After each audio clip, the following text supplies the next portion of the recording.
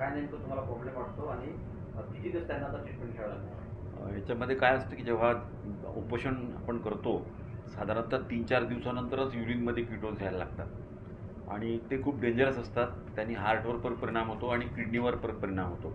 तर आता त्यांचं आपण टेस्टिंग सुरू आहे आपलं, आणि त्यासाठी आता प्रायमरी जी ट्रीटमेंट आहे ती इमिजिएटली सुरू केली आहे.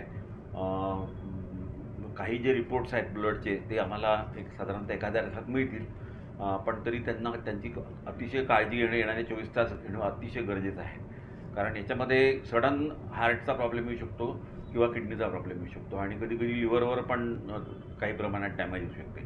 तर त्या त्या अनुषंगाने आम्ही सगळ्या टेस्ट करून त्यांना इमिजिएट जी इमर्जन्सी ट्रीटमेंट पाहिजे ती सुरू करून दिली आहे.